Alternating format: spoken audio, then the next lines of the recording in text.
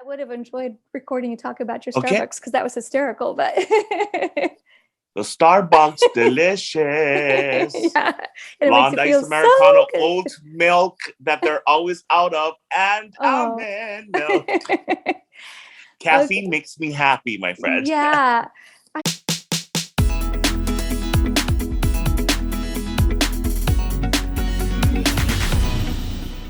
So thank you so much for joining me today. Today I have Kalani. He's a Allah. two-time Grammy winner, singer, songwriter, composer, performer, Hawaiian culture advocate. Yes, yes. And I when I have seen Kalani on stage, you just light up the stage, you just exude joy and confidence, and you're so entertaining and you make it look so easy. So we'll see if we get some of your secrets today. Definitely. Thank you so much for Yeah. having me. Yes, as I said before, I'm honored. I think the first time I saw you on stage was actually not singing. It was during the Grammys and when you accepted your award, and then when you were a presenter, and you just I was just blown away because you were so natural and so funny and so entertaining. I And was nervous though. Oh my see, you would goodness. never know. And then I saw you perform at Hawaiian Night at the Grammy Yeah. Museum. So then I saw you do your thing, and I was like, oh my Yes. gosh. Yes, it On a was smaller wonderful. scale, because that was one guitar, as I normally have 5 to 6 piece band. But you know what? When you're on tour and you're on a budget, like an independent artist like myself, and I know other independent artists like us can really relate, you have to do what you got to do. And I did my best that day at the Grammy Museum with my one guitarist and hula dancers. Yeah, So it was awesome. Okay, so my first official question, you have personality for miles and a strong sense of identity. yes. Was there ever a time in your life that you were shy, and how did you overcome it, if so? Well, I remember singing first in church. I grew up in a strong LDS Mormon family. So culture and Christianity played a really big role in my family when it comes to balance, respecting God and the gods and goddesses in our culture. And there were balance in my family, respecting culture and Christianity. And so my grandparents wanted me to bear my testimony with a song, how much I love Jesus. And I was just 4 years old. I was so nervous. And my dad's sister played the organ. I come from a musical family. And when she started to play the first few measures, it was my first time singing at 4 years old at the podium. And I cried. I actually, at first I told myself, listen to what your mother had told you. My mom said, if you're nervous, imagine everyone in the audience as cabbage heads. So like you're in a field of with a bunch of lettuce and cabbage heads. Just think of them as a patch of cabbages just sitting around. And I'm like this, but they're moving at the same time, Mama. I can't do it. And she goes, you can do it, son. So till this day, at age 38, when I'm nervous, I just think of people sometimes, they're just a bunch of lettuce or cabbages in the audience. But just to overcome the fear, I think every entertainer gets a little frightened at first. But at 4 years old, when I first sang at church, I actually stopped in the middle of the song. I remember saying, I'm so sorry. And then the organ stopped and the other band stopped. And then I said, Mama, and she goes, continue, sing. And then I go and I did this. Why are you guys crying? And then the audience, they were crying because I guess they were touched to know that a young boy loved singing. And singing saved my life. At 2 years old, I had a speech problem, a speech impediment. I stuttered as a child. So I catch myself sometimes when people say President Biden stutters, and make fun of him. I can relate because I wasn't bullied, but I had noticed that I was a little different as a child. And my mom put me through speech therapy, and it didn't work because the speech therapist frightened me. No. So my mom, the long story short, we're at JCPenney's and I ran away from my parents and they caught me serenading a mannequin and they realized I love music. My family played music and she was like, okay, you're going to learn the guitar and piano. But I loved learning music theory and learning ear training and being at family gatherings and singing Hawaiian, contemporary, Motown, Americana, American roots songs. I mean, gospel music. So like people that get back to me that have a stuttering problem. And I will catch myself, my friend. So good thing today I had coffee that I'm not stuttering a lot. They will tell me how music is helping their family, how music stops speech impediments for their kids. So like, it's a healing tool. It is definitely medicine. Music is medicine for us. Definitely. Yeah. That's why we got to keep putting it out there for people. We have to, my friend. Yes. We got to keep on trekking along because pandemics will not stop us from creating music. We are here forever. Yes. Okay. So you emit an incredible sense of joy when you get on stage. Anyone can feel that. And you make it look like the stage is the happiest place on earth. It's like your Disneyland, not the most frightening place, like just the happiest place. Yeah. So what advice would you give to people who see it as the scary place? I overcome those challenges by literally listening to my mother and my grandparents and having them give me the confidence and the willpower to be me, to be authentic on stage and to be me, just to be me.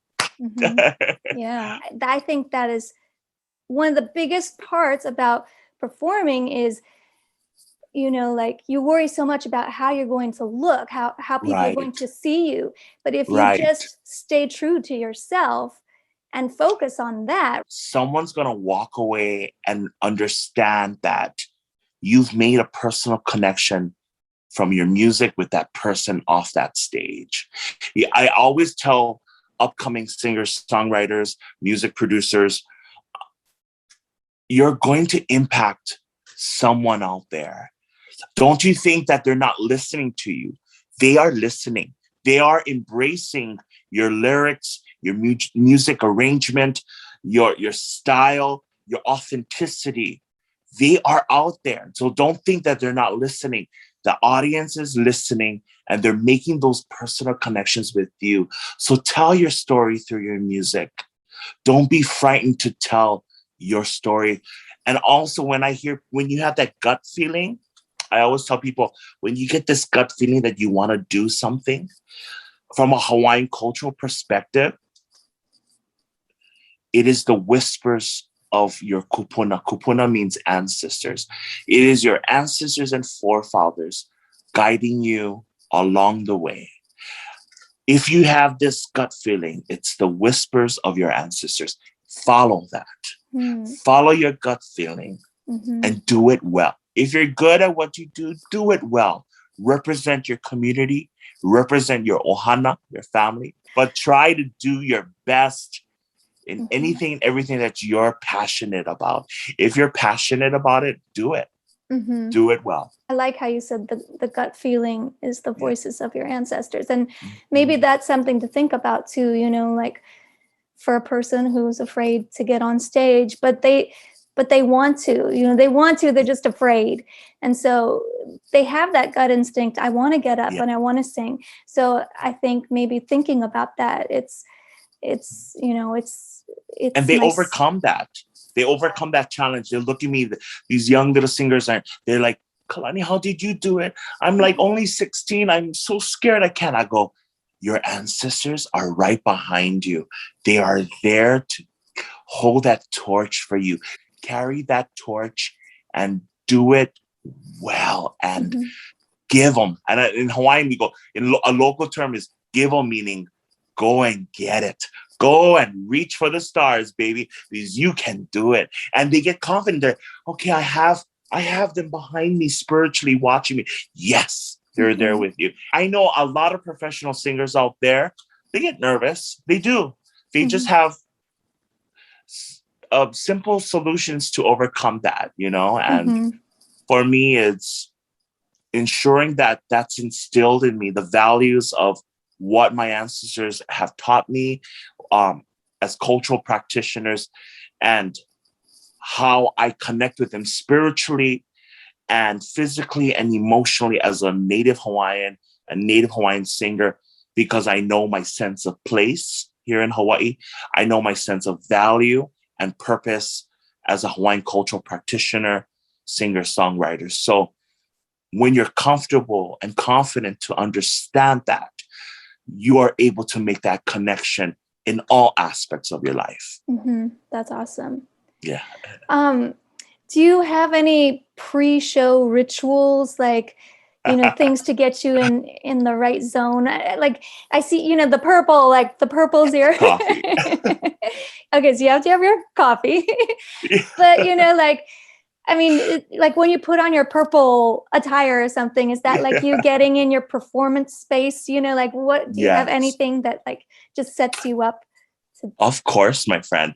When I'm putting on my purple tie or my sequin jacket, I look at myself in the mirror, or if my other half is putting my makeup on, my other half does my makeup, stage management. My That's awesome. husband does a lot for me. So when I'm looking at myself and I'm putting my purple hat from the purple store, I tell myself, go and get them. Let's just serve it and slay and have fun. I want to always have fun with my band, whether we're performing in Washington, Japan, whatever, around the world. Just have fun and share our identity, our Hawaiian identity, through our music, storytelling, and hula. And that's what I do. I look at the mirror and go like this: you can do it, big boy. What do you call that? From Devil's World Proud, gird your loins or whatever. Oh, yeah, I think that's the right word. I don't know, gird, right? I don't know. It's like, get it together, man, and let's serve it and have fun. So that is something I keep in mind. And I also, we do a brief prayer with the band. I always want to set the tone with them and ensure that we're safe. We're going to have fun, and we're going to make these connections with the people in the audience. Again, that's really what music is about, like the connection to other people and sharing that joy. And when it becomes about that and not about, oh, am I going to hit this note? Like, then, because that's not the point. That's not the point. If it comes out, great. But the point is to have fun and to make that connection. Right. So I love that you said that. Well, I just have one more question, which is, where can people find you, follow you, hear your music, all of that? Well, they can find this purplicious bear wherever. On social media at Kalani Music. My other half runs all the social media content, does all my scheduling. So find me at Kalani Music on Facebook, Instagram, TikTok, Twitter, or go to my website for my new album and my previous albums and merchandise, and get to know me, and I'll get to know you at kalanipeamusic.com. Okay, awesome. Yes. Awesome. Thank you so much for joining me once again, Kalani Pea. Thank you. Mahalo. Aloha, everybody. Aloha. Yo, SC, your online singing coach.